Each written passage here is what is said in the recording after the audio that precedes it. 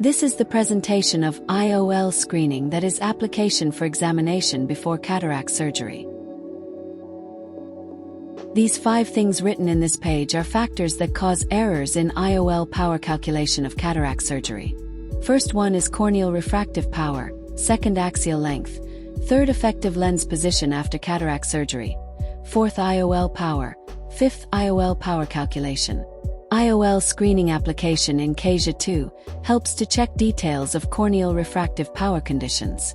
And it is very efficient for verify applicability of multifocal lens and toric lens. From next page, please let me explain each parameter used in this application. Here is explanation about real cylinder. This is cylinder power of total corneal power. It is calculated from measured values of shape of anterior and posterior surface of cornea. It is displayed in red color if it exceeds 1.5 diopter. This parameter is used for adaptation of toric IOL if this case is suitable for toric lens. In this page, here is explanation about ECC. ECC stands for corneal eccentricity. If this value is negative, it indicates that corneal shape is oblate, which is flat at the center and steep at the periphery. Just to make sure, it is recommended to check with the patient whether to undergo refractive surgery such as LASIK etc. in the past. If the value is highly positive, then check if the cornea has keratoconus. Here is regarding corneal total higher order aberrations. It displays the corneal total higher order aberration of central diameter 4 mm measured in CASIA2. It is displayed in yellow or red if the value is high. It is recommended to talk with patients about visual performance after surgery in this kind of cases about this value show yellow or red, because quality of vision may not improve enough after implantation of multifocal IOL. Here is about spherical aberration.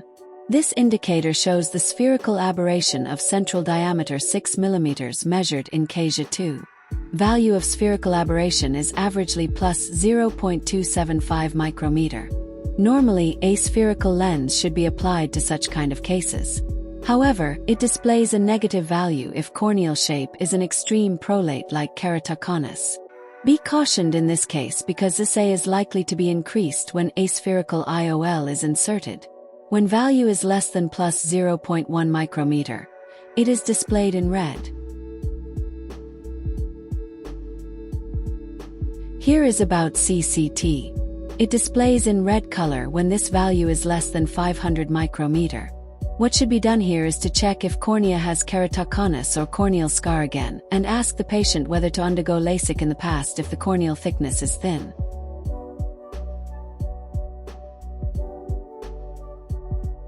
From this page, I'm going to explain the procedure how to check applicability of multifocal lens and toric lens.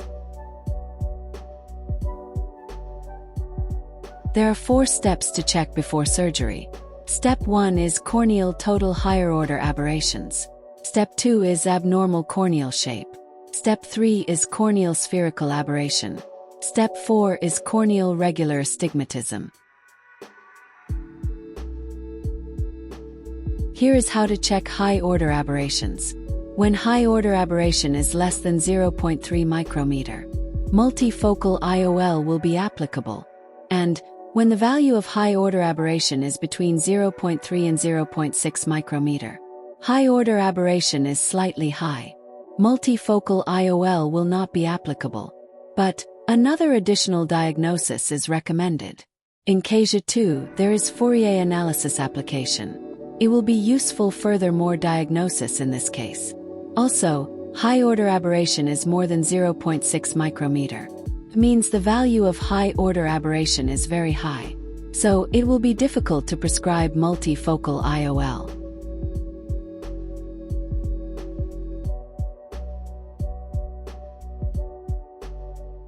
Step 2 is checking abnormal cornea shape. When ECC value is negative, please ask a patient whether to undergo refractive surgery such as LASIK etc. in the past. In case ECC value is between 0 and 0.8, it is normal cornea shape condition.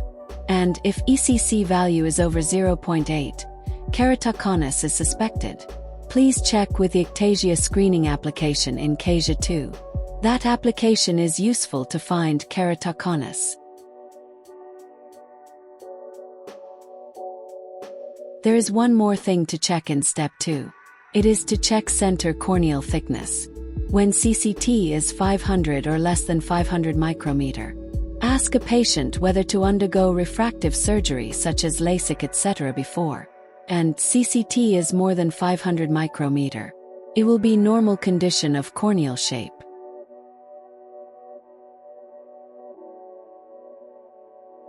Step 3 is checking corneal spherical aberration. When spherical aberration is less than 0.1 micrometer, it's better not to use a spherical lens. On the other hand, when that value is 0.1 micrometer or more, a spherical lens can be adopted.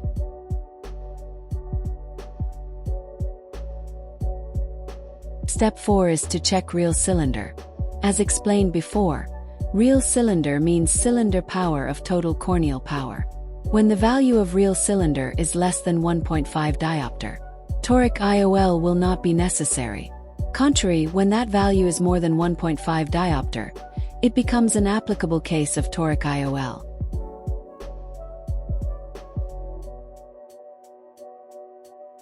Here is conclusion of this presentation.